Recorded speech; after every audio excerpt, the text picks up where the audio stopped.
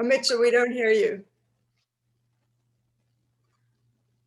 Welcome. This is Mitchell Block, and I'm in Eugene, Oregon, and we have this terrific panel representing both coasts. And we're going to look at the film and talk about the film Fandango. And I'd like to introduce our guest. The director, Varda Bar-Kar, the producer, Jorge, right, George? Yes, Jorge. Jorge Arturo, one of the stars, and Kabir, one of the producers. You were V producer, weren't you? One of, yes. That's one of. And this is a stunningly produced movie about music in the spirit of Down from the Mountain,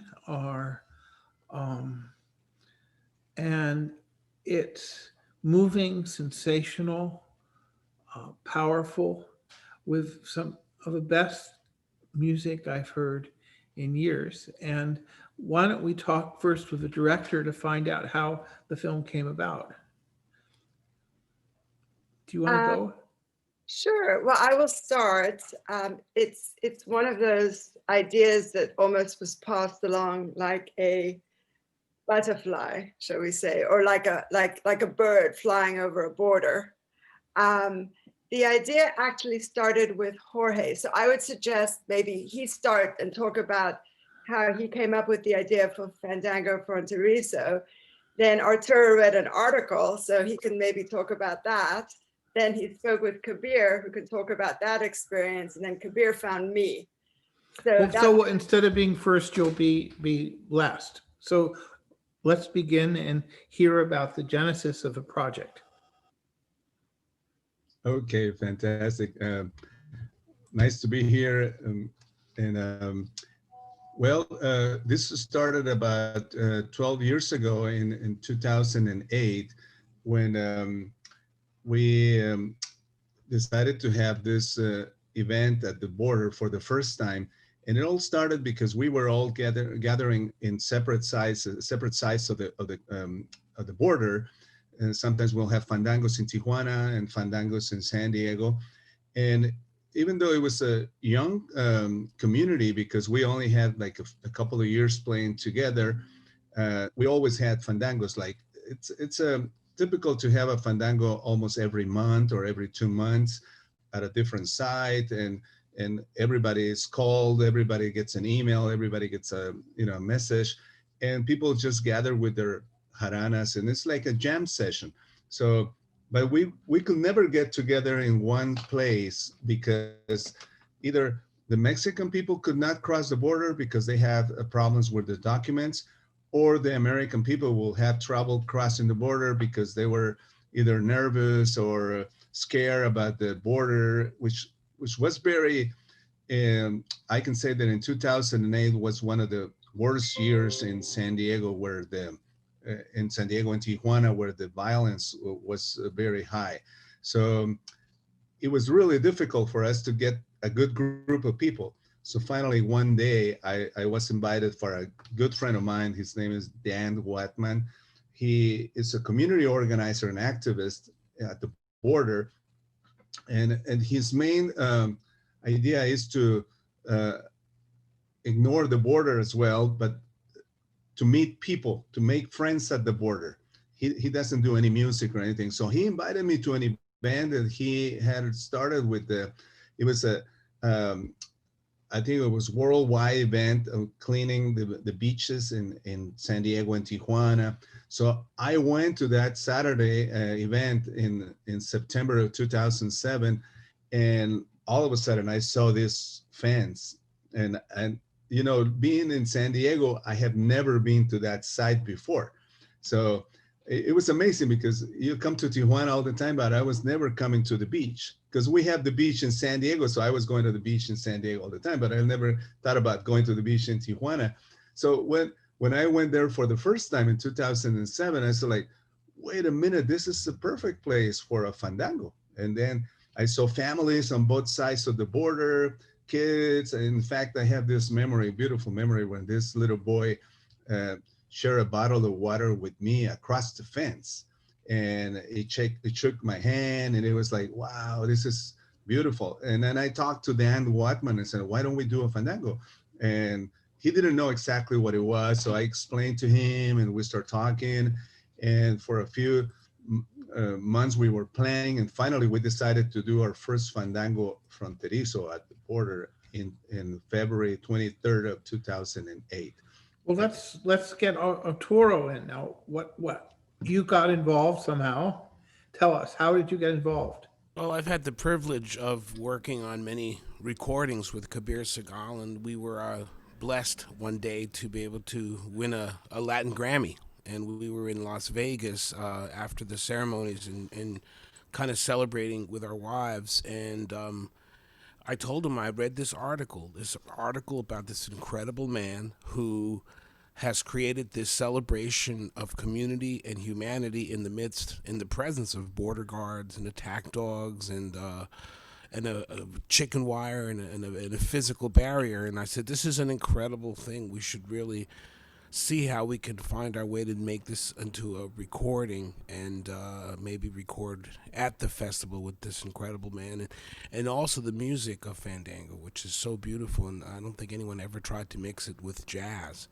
So Kabir gave us the green light, and he can take it from there. But that was the genesis of the idea for this project.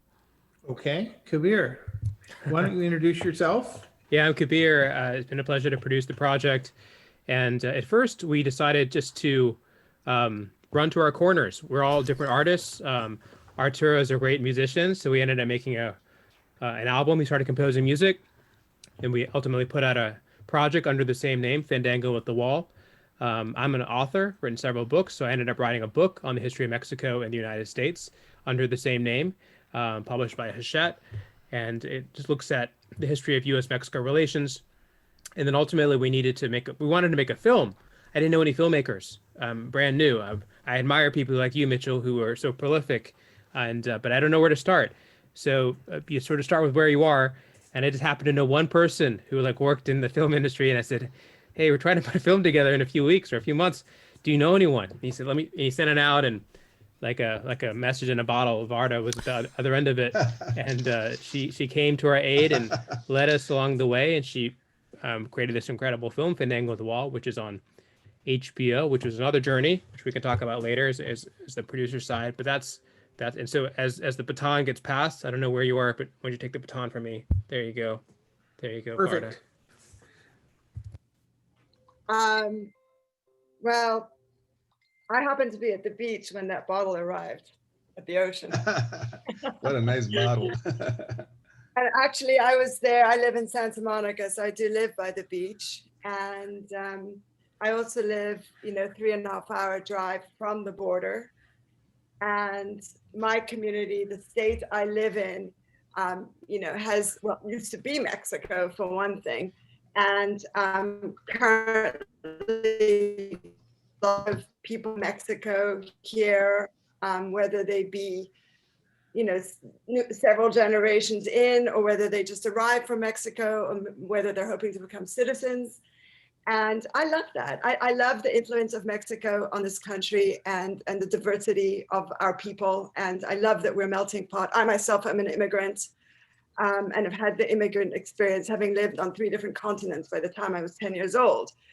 So when I observed the vilification of Mexicans and this sort of downward spiral of how we look at immigrants and immigration in our country, I was starting to feel, not displeased about it, and also feeling like I have to do something about this.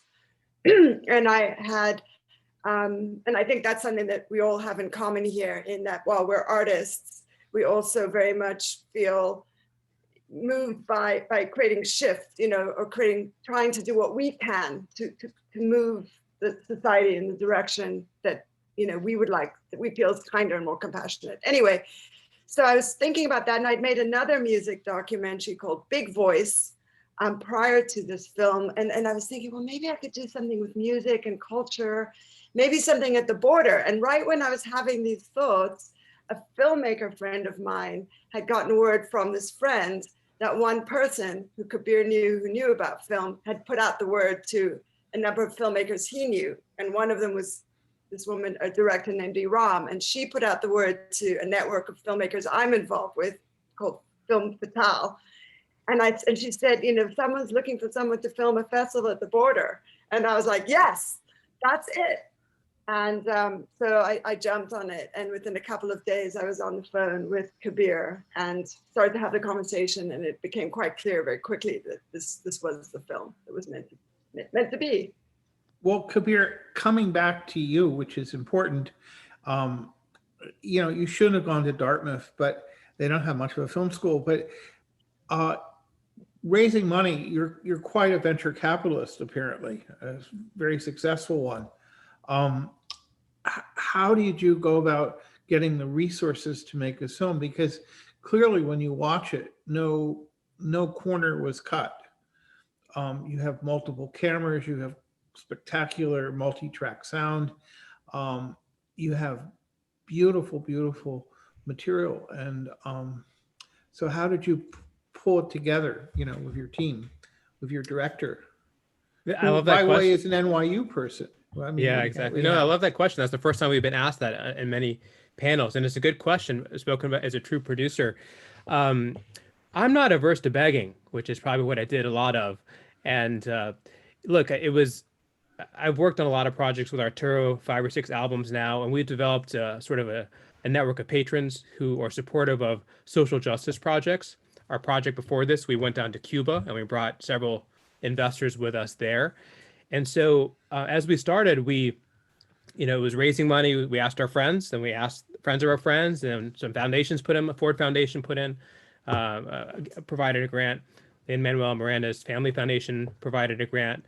And as people who I'd met through different walks of life wanted to get involved with this, and our co-producer, Doug Davis, we brought in Sony Music. We showed it to Sony Latin, and Sony Latin, the executives there were just blown away with what Varda had created, the way she had filmed this, the vitality of these artists. And they said, man, we have to be a part of this. What can we do to be a part of this? And they said, we know exactly who should be their distribution partner. And they took it to HBO, and their executives just jumped at it as well. And so it's been a great partnership with HBO and HBO Max.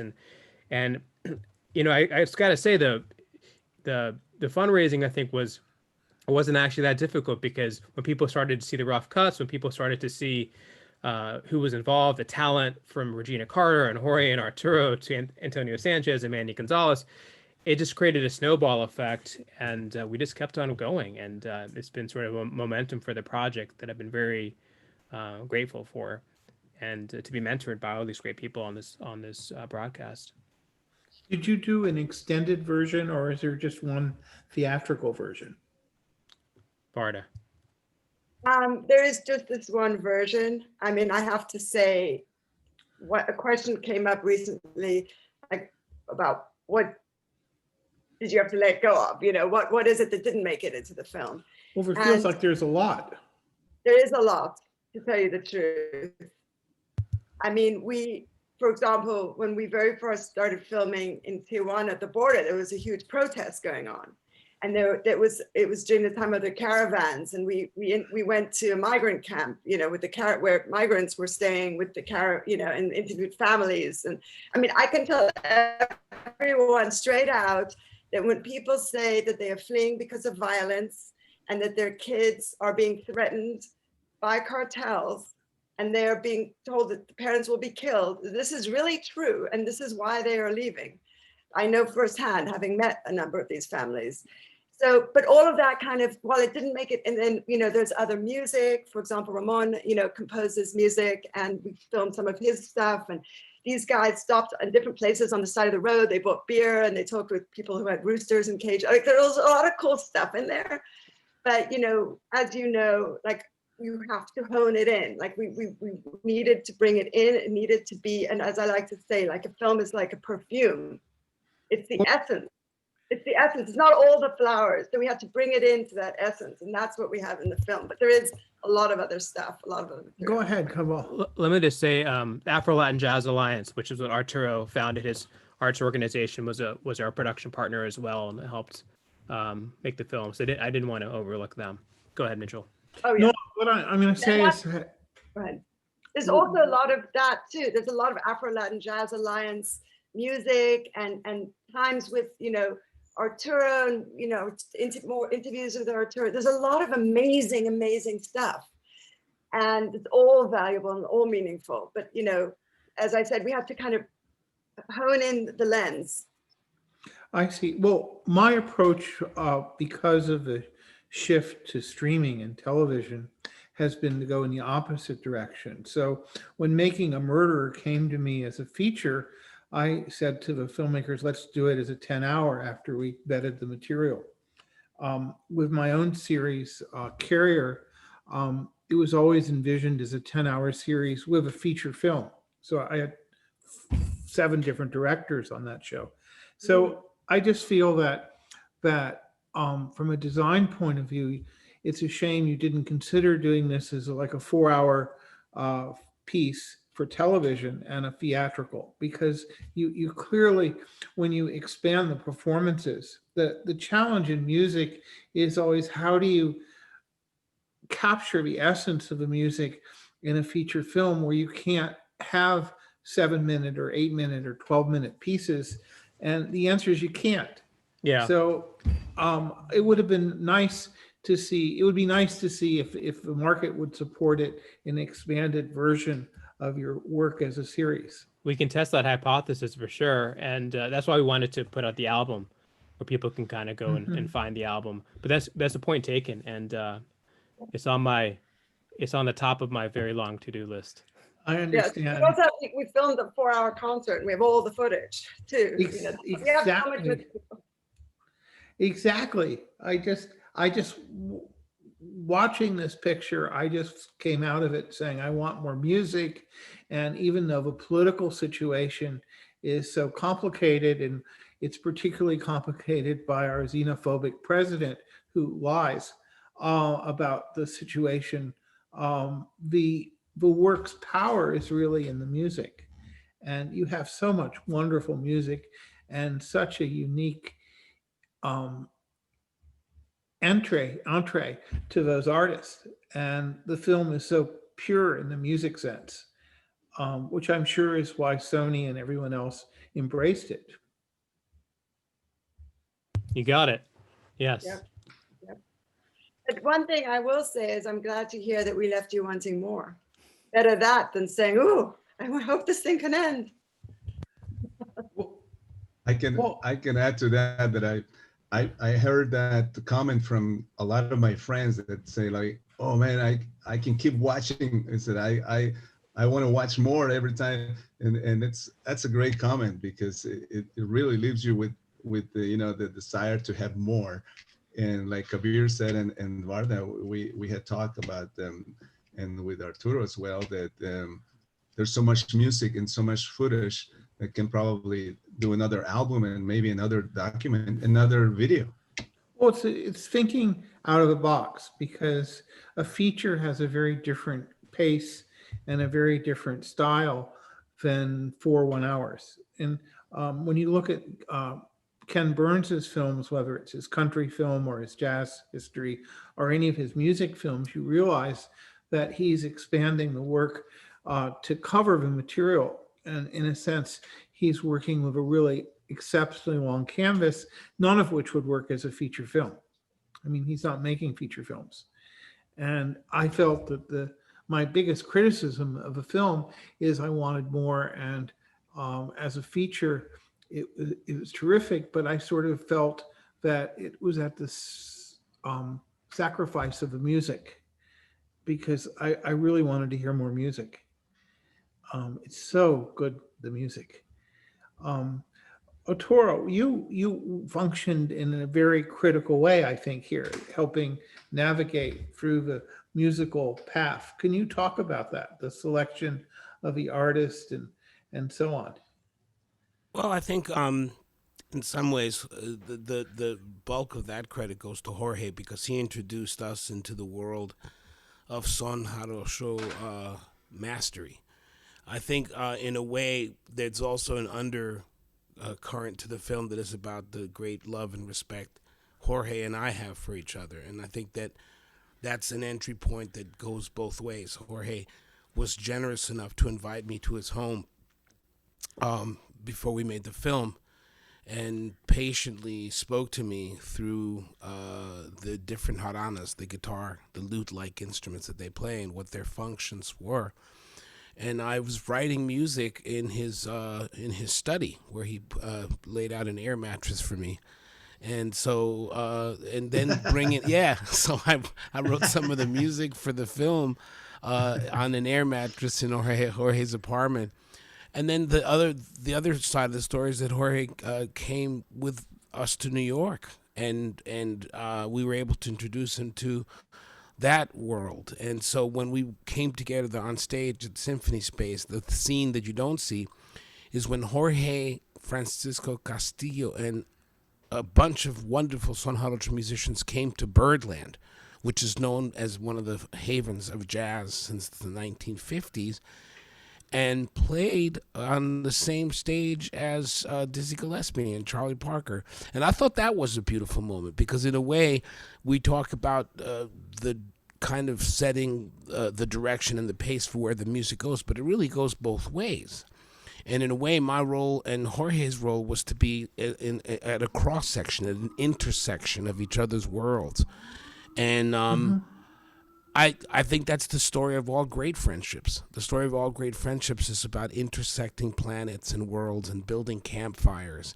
And the world that Jorge has introduced me to is so rich musically that as a jazz musician, I can't help but feel completely set free and enlightened by the different way that people make music. And I think, and I wanted to comment to something interesting that you said, Mitchell, which I think is a beautiful thing. There's very many different kinds of ways of making music films. I was privileged to participate in Calle 54, Fernando Guadarrama's Peon to Latin Jazz, and that's one style of making movie. There's also the narrative-driven story of like Chico and Rita. And what I think is wonderful about Fandango at the Wall is that somehow it is a concert film and a narrative film.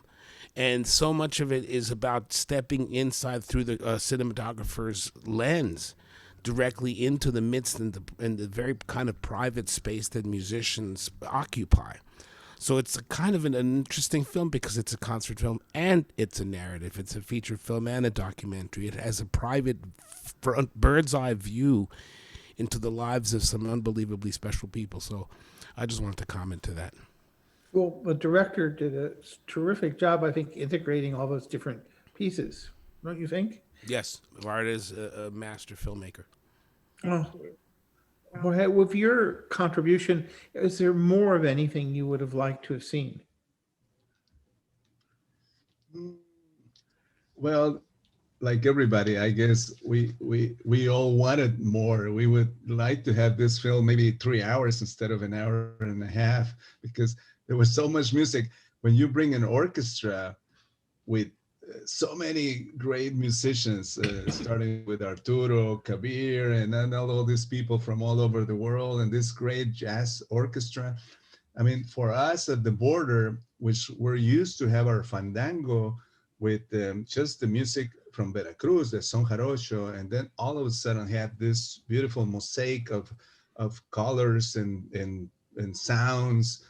It was just amazing. We never had experienced anything like that at the border, and it was a total how do you say, a feast for all of us. I mean, it was just a huge celebration, that musical celebration, and to be able to share that, and I don't know, maybe a little bit more of the fandango could be more representative, but it's so beautiful. I mean, all the comments that I hear, it's so well put in the film by Varda that I was so surprised when I saw it the first time completed, because I saw parts of it before, but when I saw the final product, I was totally shocked when I saw the way she ended up putting all these elements together and using cinematography to create these moments, because it's not just filming at the fandango. It's just that scene when the fandango is happening, I mean, you can see the morning, then you can see the afternoon, you can see the night, all of it together in one piece of music, because we play so many pieces of music. And I thought, how are we going to do that? How is she going to do that? And then when I saw just one piece, and the piece was so beautiful, started with the orchestra and Ramón at the border, and then it creates the whole atmosphere for the fandango. Oh, it gave me the chills really when I saw that moment. And I don't know, there's always room for more, but I was very happy with what I saw, and I hope people enjoy that as well as we did. Can I add Yes, something here? I'm of sorry. course, Arturo. Yeah, there's a beautiful scene in the film where the sound editor and the cinematographer are kind of trading off scenes, as Jorge was describing, of different parts of the day. And at some point, I think the sound begins to fade away.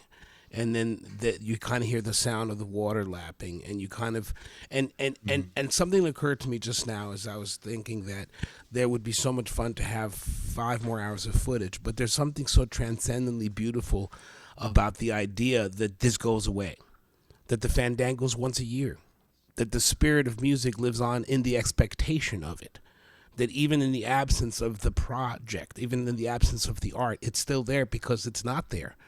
And so you're left with this incredible hopefulness that you will, like we will live again to celebrate this music together at the wall. Yeah, I like that point. One thing I would say is maybe it's the Vedanta philosophy that sometimes less is more.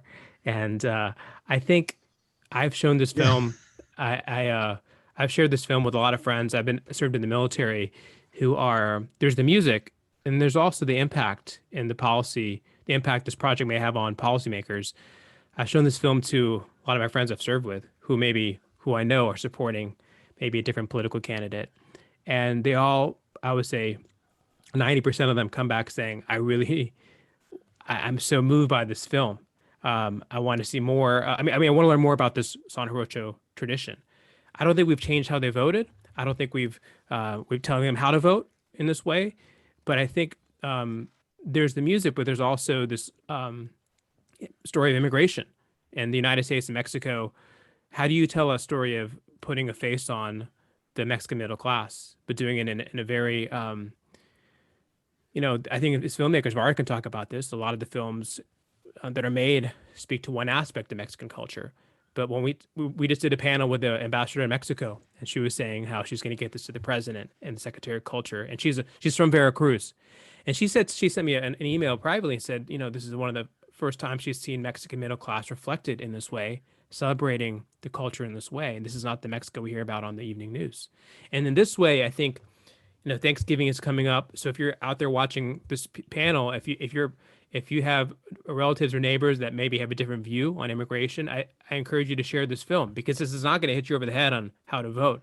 This is just going to be a slice of life that, we're all after the same things in life. And I think borders are man-made, so is music, but we all want the same thing. So I just wanted to put this in context of the idea of immigration and how we really thought delicately about what to cut so that we're making a very graceful film that speaks to our better angels. Yeah. I just wanted to add also that, in the post-production, and I hadn't really thought about it, I have to be honest, until we got into the edit. How, number one is I really wanted to take people on a journey. And so I didn't want to be doing a lot of explaining. I wanted people to kind of get swept into it and feel like they're there with us and they're having this experience and they're meeting people as we're meeting people, and they're like learning about things as we are, just to have it feel very organic. So I didn't want to do any explaining. That was like the one thing, it was like a circle with the word explaining and a line through it.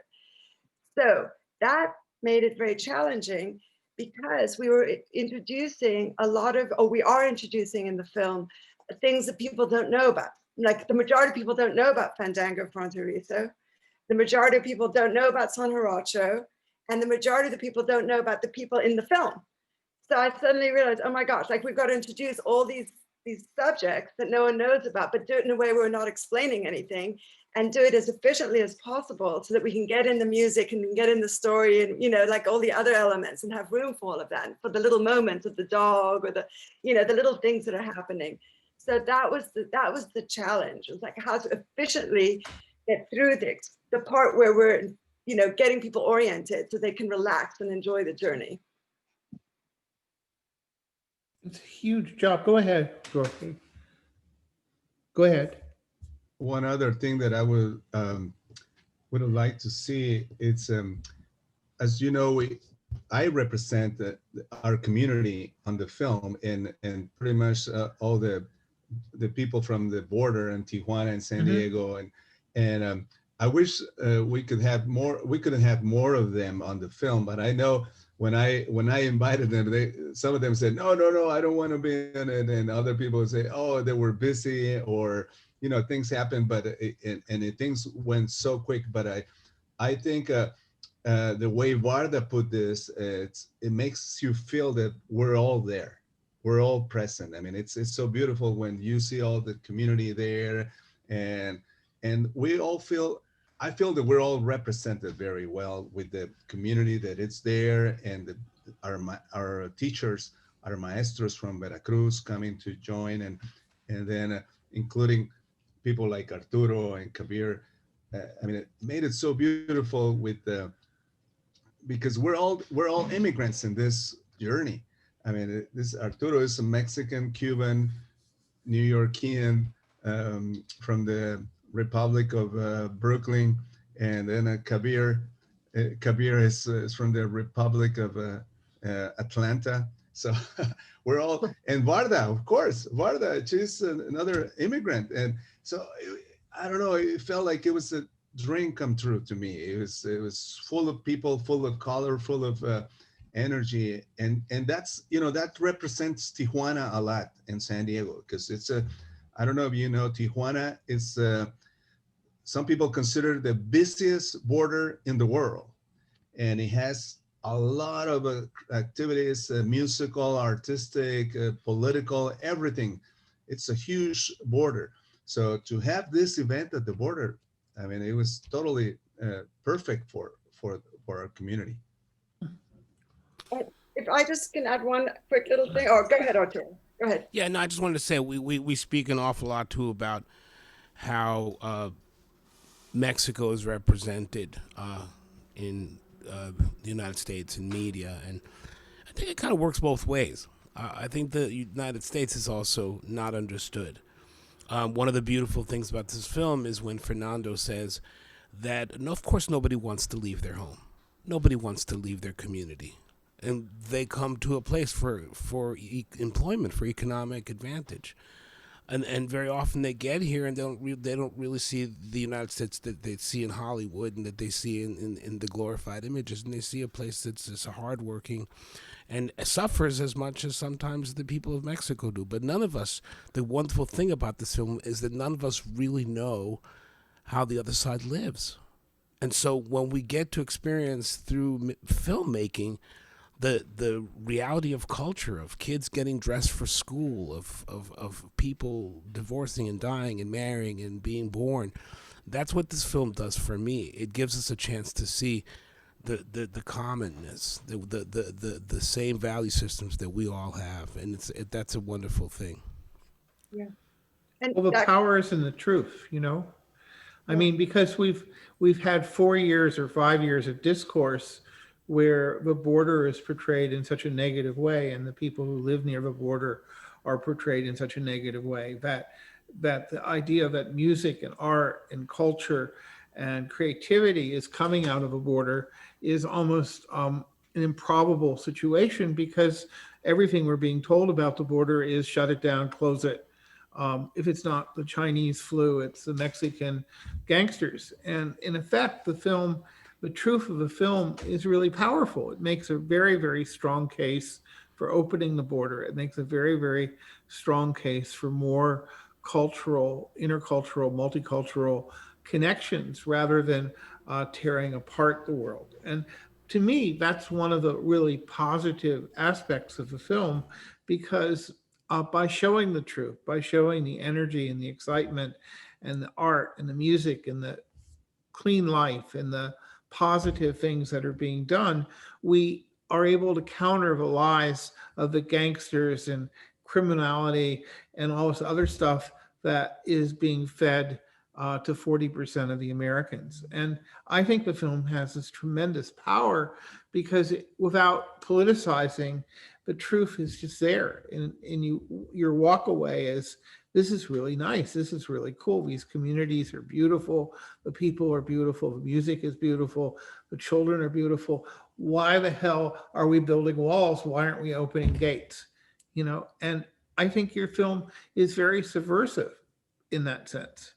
And so I'm really glad that HBO is showing it because they have a tremendous Latino market share, and the film is going to be seen broadly. Yeah. And Go ahead. you should be very proud. Thank you, Mitchell, and thanks for all the amazing things everyone is saying. I wanted to add one other thing, and people do, and I saw someone commented about this, and that is that,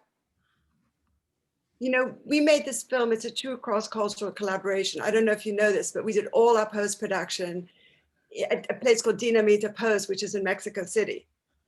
So, Wow. From every aspect of the post was, collaborated with Mexicans. And that was really helpful in that I was able to see through their lens, and I was able to gauge, like where my biases were. And there were, some things I wanted to keep in or take out or whatever. And we were able to have these like very in-depth discussions about how that is heard to a Mexican as opposed to how I hear it, which is really fascinating. So there was a lot of insight. But one of the things I noticed, first of all, when we were traveling through Veracruz, is how warm and loving everyone is. Everyone made us feel like we were part of their family. We are part of their family, in fact, now. And they're part of my family. I will speak for me. And then also, even in the post-production, every morning, Kabir knows this, everyone kisses and hugs. I mean, authentically, like, it's just like a family. Everyone in the post, there's so much warmth in the culture, and it's so inviting. It's just like this wonderful feeling. And this is one of the things that we can learn, from the Mexican culture, is this room to be, just in love with people and to feel that love. And it's okay. I think here we're also protected. We have to protect ourselves from everybody else, It's like, you are over there, I'm over here. And let's just keep that, distance. Forget COVID. That 6-foot distance occurred and was in place well before COVID.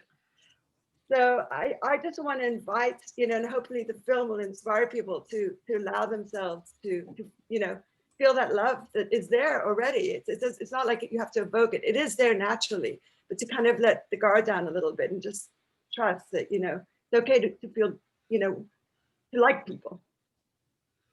That's good. That's really good. And I think that it's so clear from the film that that's part of the message. Okay. Go ahead, Joe. Yeah, you brought a really good point when you said all the, how the film shows all this stories about Mexico, the color, these positive things against all this negative genre. Rhetoric that is coming all the time on the news or through the media or through the president. But I was talking to somebody asked that question on a previous panel, and we had this thought that the war, probably since Pink Floyd, nobody ever mentioned the wall except for Donald Trump. And then the wall became so popular. Build the wall, we won the wall, who's gonna pay for the wall? And all of a sudden you see Fandango at the wall. And then you see this huge, beautiful celebration of humanity and peace and love. And like you described it a few minutes ago, it's so pretty, so artistic, so beautiful, that it's sending a total different message to the community in the United States. And good timing for right now, the election time, when everybody is still talking about that, and even the president is still talking about finishing the wall and who's going to pay for it and blah blah blah in his campaign, and we're showing this side of the world the wall is not dividing us. The world is uniting us, and it's making. I mean, we use this wall that it's so negative in context, and we make it a very positive story. You know. It's funny. I want to just add something. Kabir and I have had this experience before. We were in Cuba when the announcement was made that President Barack Obama and President Raul Castro were going to explore normalizing relations. And I wonder if you would agree with me, Kabir, if you comment to this, but I feel like what we discovered on that journey was that there was so much misinformation, not only about what the Cubans thought about the U.S., but what the U.S. knew about Cuba. And what I've discovered now several times with Kabir is that that misinformation is so often clothed in obviously political manipulation. But what we've discovered more and more, and as certainly as we've worked together, is we've discovered that people are people. There are beautiful communities of people living in Brooklyn and in Nepal and in Havana and in Mexico, and that this is not this thing that we do, that we project onto one another, what we're told, is kind of really not.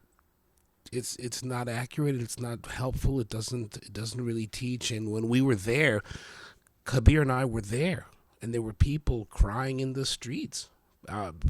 When at the moment that the idea that Cuba and the United States would somehow draw back together again, and it was just a very emotional experience, Kabir. That we had. I mean, there's only been 5 miles of new wall and maybe 400 some of enhancing the wall. But I would say that the president has succeeded in creating mental walls among Americans. These are the millions of, maybe billions of neurons that are, dividing us through the rise in xenophobia. And there's a long history of xenophobic policies, the Chinese Exclusion Act, the Indian resettlement. So I think, left unchecked, we as artists, activists have to sort of create the world we want to see. I'm fond of saying how jazz music has a history. The United States State Department hired jazz musicians, people like Arturo, but Louis Armstrong and Dave Brubeck and Jorge Francisco Castillo. Arturo and Jorge are the modern day Louis Armstrong and Dave Brubeck, and they're representing America, representing what America can be. And blacks and whites used to, played together on the bandstand in the 1920s, 30 years before the civil rights legislation. So when people think about the border wall and they see this movie, I hope this helps deconstruct those mental walls just a little bit, and say, you know what, these are synapses. Not to get too pop neuroscience about it, but to say, look, there's another conversation going on here, and artists want to create the world that we want to see. And I hope this film is ahead of our times. That barring what happens next week, this can inform policy, and we can take this film and show it at Congress and in the halls, in the corridors of power, if you will. Mitchell knows all about those corridors much more than us. So that's that. We want to use. I mean, if we can use the film as an instrument of hope, but also like getting the people who can make the policies bring us closer together, because Mexico and the United States aren't going anywhere. We're stuck with each other for better and for greater. So I hope the film is part of that. And there's a terrific sense of joy when you see the film. A lot of people, have said this is sort of like a panacea, just an uplifting message, a message that the world needs. Mitchell, back to you. I want to hear what's on your mind. Well, we got to see if there are any questions. I was told that questions would come around now, and I just want to check and make sure the students who are participating are having their voice. How do we do that? I see some of the questions in the Q&A tab. We've been answering them. You've been answering them, so we don't have to worry too much about them then, I guess. Yeah. Well, one of the things I think that the students might be interested in, because mine are certainly, is how, if they're interested in pursuing music or film or careers in the arts, how can they perhaps intern or shadow or connect with you? What is available, what's being done, not just in America, but in Mexico and Cuba and other countries, but particularly through your organizations? Are there programs for students? We have open programs for interns. We're constantly right now. This is a difficult moment, of course, with the Afro Latin Jazz Alliance, because we're basically really working from home. But during a normal year, we have many internship opportunities, teaching opportunities, partnering opportunities, and I would just encourage young people, especially students, to be very aggressive about fulfilling your objectives as artists. We need you. We need you very, very, very much. We need you to step in and do the work that you dream of, because it's the only way that we're going to survive as a people. Perfect. And can you talk a bit about Femme Fatales and your group for women directors, which I think is really exciting? Oh, yes. And I'm part of a few groups. I'll talk about those. There's a question that's asking where can people see the film again? And if they're asking if they can buy it. So it's available on HBO and HBO Max. And I didn't know this, but I guess Amazon has some kind of relationship with HBO. So if you go to Amazon, you can find it. And I think even Hulu.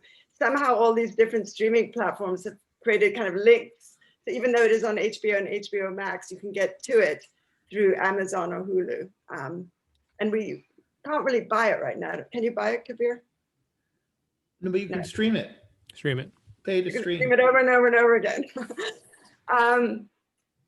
So yeah, there are a lot of amazing organizations. I mean, one of them is Film Fatale, which is a group of women directors.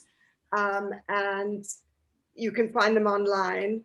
And there's a really powerful group, and they really do support each other and provide a lot of different panels and this and that. I'm also actually on the board of New Filmmakers Los Angeles, which is a wonderful monthly film festival, but also like very geared to supporting emerging directors. So they have internships as well. Every monthly event has panels with industry people. They help, set up films. They have relationship with short film distribution companies and with all the networks and studios. So it's truly like actively supportive of emerging filmmakers.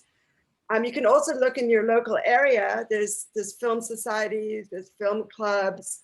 You can look right to your iPhone. There's a camera in here and it records sound. So you can actually, make a film.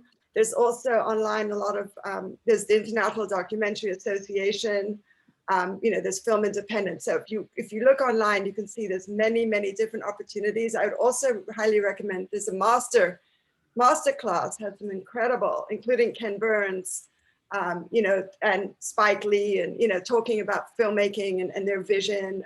Werner Herzog is on there. Anyway, a lot of great filmmakers. So there's now more than ever, in terms of filmmaking, there's so many ways. And I go with, what Arturo said is we do need your voice. We need you to be strong. We need you to keep moving forward and, to believe and to walk through walls. Here you go. Go ahead, Jorge. Well, I just wanted to add one more thing for people out there, maybe students that are into creating messages like this, like the one of the Fandangos, putting a statement out to the world, to the community. I think I want to encourage them to don't give up and keep trying whatever they plan, whatever they dream, whatever they believe in, and keep trying and work hard. This is a great example of something that it was very incredible, very difficult to get started. And things happen. You never know. We started 12 years ago, and when we started, when I came up with the idea, it was kind of like an impossible dream for a lot of people. And I said, oh no, it's very difficult. It's not going to happen. And we're not going to get a permit. The Border Patrol is going to block it and blah, blah, blah. So it ended up happening. And we had created a great relationship with the Border Patrol. And on top of that, after all these years, I end up meeting these wonderful people like Arturo and Kabir and Varda. And these are amazing human beings that they're really get things done. And when they came up to me and proposed this idea, Arturo sent me a proposal in writing. When I read it, I said, like, wow, this is amazing. This is not going to happen. Maybe in 10 years or something like that. This is going to cost a lot of money. It's going to cost a lot of energy, time. And it happened in 12 months. In 12 months, actually, 6 months later, we were planning. We were talking to the producers, and we were talking how this was going to happen and all that. So creating things and keeping on keep your dreams alive makes things happen. And this is a great example of that. Arturo, go ahead. Yeah, I want to say one thing that just guided my thinking from the very beginning of my career.